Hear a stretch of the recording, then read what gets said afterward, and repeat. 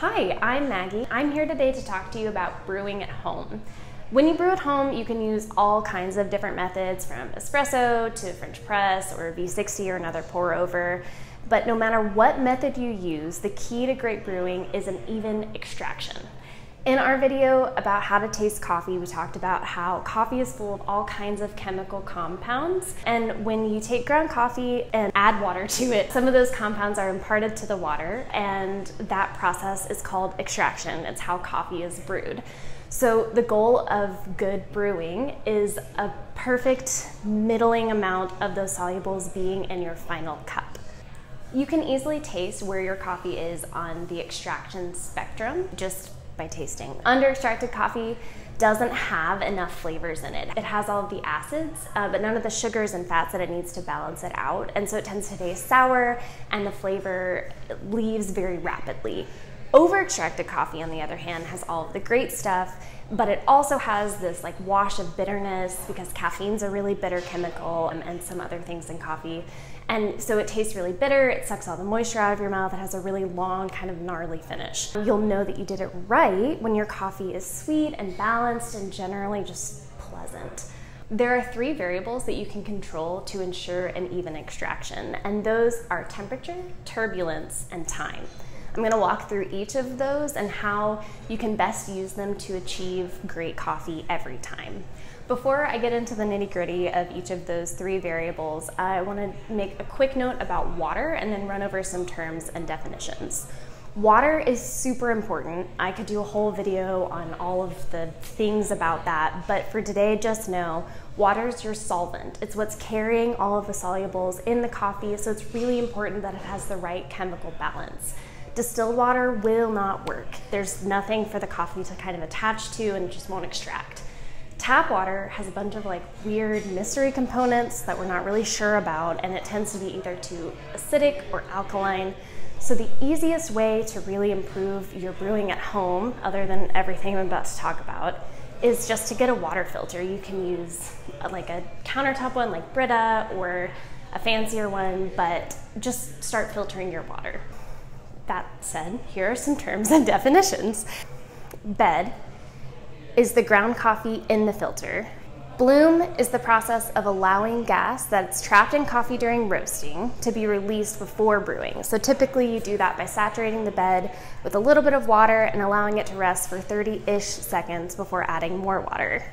Slurry is ground coffee that's actively brewing with water. And crust is coffee grounds that rise to the top of the slurry. Now you're ready to go over all of the variables to make an even extraction. First up is temperature. Compounds extract more rapidly at higher temperatures, so ground coffee is going to extract faster with higher water temperature.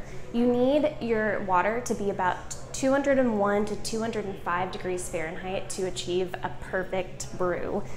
If you have it colder than that, it's not going to extract enough, and if you have it hotter than that, it'll extract too much and it will burn the coffee, which is just gross. So in order to do that, you can use a thermometer, and if you don't have a thermometer, you'll know your water's at the right temperature if you bring it to a boil and then remove it from the stove and let it sit just until the bubbles settle, like 10 seconds, and then you're ready to brew. The next thing is turbulence. Turbulence is the mixing of water, gas, and coffee grounds in the brew process. I mentioned before, gas is trapped in the coffee while it's roasted, and so turbulence is either stirring or the rate at which you pour in order to help everything kind of move together and extract evenly. Turbulence is something that you can do to manipulate the final brewing time, and there are also certain key points where you're going to want to move stuff around with a spoon or manipulate your flow rate in order to make everything nice and even. I'm gonna brew a cup of coffee in a moment, and I'll demonstrate exactly where those things need to happen. But just know that turbulence is motion, and you can use it to help get the right time frame. So the final thing is time. Time refers to the duration of contact between water and coffee, and it's the variable that kind of brings everything together. Your turbulence and your temperature are all contained within this amount of time. Things extract very rapidly at first and then slow down as it goes, which makes sense if you think about it. Coffee has all of these solubles that are easily accessible to the water at first, and then as time goes on, there are fewer solubles, so you're extracting less. So just nailing certain points of time with like water and coffee contact, and then an overall time that's in a good window is key to making sure you have an even extraction. You can control time a few ways. As I said before, you can control it with turbulence, how quickly you're pouring water into the coffee, at like what speed or level you're pouring your water, stirring. You can also control it by grind size. If your coffee is fine, it will take longer for the water to go through it. If it's coarse, water will go through it more quickly.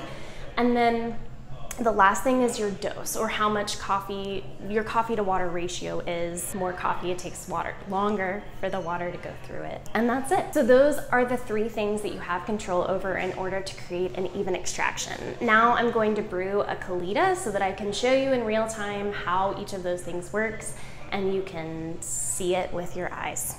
All right, we're gonna brew a colita. Here's all the things that you need. I've got ground coffee, colita, filter, brewing vessel, scale, boiling water, which is somewhere between 201 and 205 degrees Fahrenheit.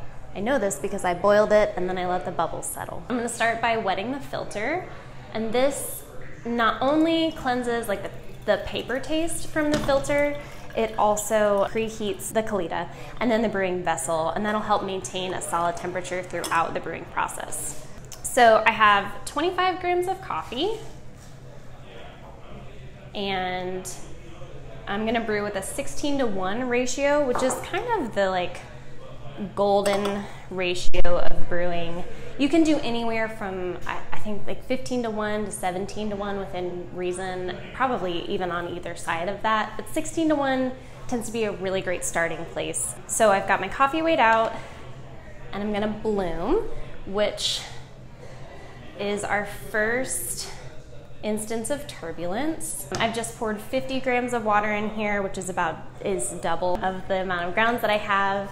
And it's starting to bubble. I can see the gases being released, and I'm gonna give it about 30 seconds. And then my first pour, I'm going to break up the crust that's formed and make sure that all of the grounds are submerged. I'm gonna keep a pretty slight flow rate at this point because I want to have about 2.5 minutes to get all of my water in. So I want my flow rate to be such that I can do that.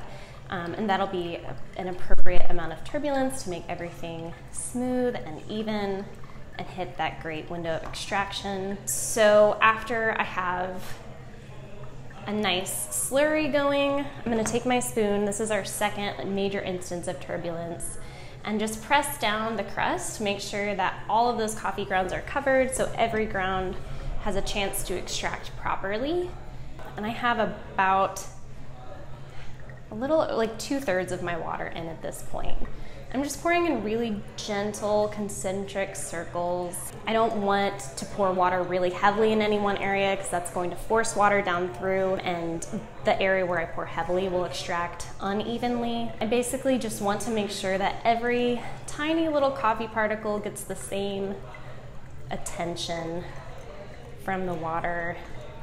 All right, I'm almost there. I'm pouring to 400 grams of water here. And that's it. All right, and then I'm gonna do one final shallow stir, again, just to make sure that everything's incorporated. Nothing too aggressive. I don't wanna speed up that process too much. And I'm just gonna wait for it to drip down. Everything should finish up around 3 minutes, 3.5. It's like, there's a pretty decent window of time. I mean, a minute-long window of time between finishing putting all of your water in and when it all drips down. And once that is done, I should have a nice level bed. That's how I'll know if I did my job correctly. And it's looking pretty good. We're almost there. That finished. I'm gonna set it on here just to get out of the way. And then I'm going to stir my final brewed product to make sure that all of the different levels of extraction, because remember, coffee extracts very quickly at first and then slows down. So the stuff that extracted first is going to be more intense than the stuff that extracted last. So we're stirring it just to make sure that everything melts together, and then it's ready to drink. So now you have all of the information you need to brew great coffee at home. You know how to taste if your coffee is under or over extracted, and you know how to adjust your variables in order to achieve the perfect extraction and a beautiful cup of coffee every time. If you want to get into the basics of different brewing methods to apply all of these techniques, we have all kinds on our website at crema-coffee.com/learn. There's a ton of other great information on there, so make sure to check that out. Watch our other videos, they're not old, and like and subscribe and smash the buttons. I'm Maggie, and we'll see you soon.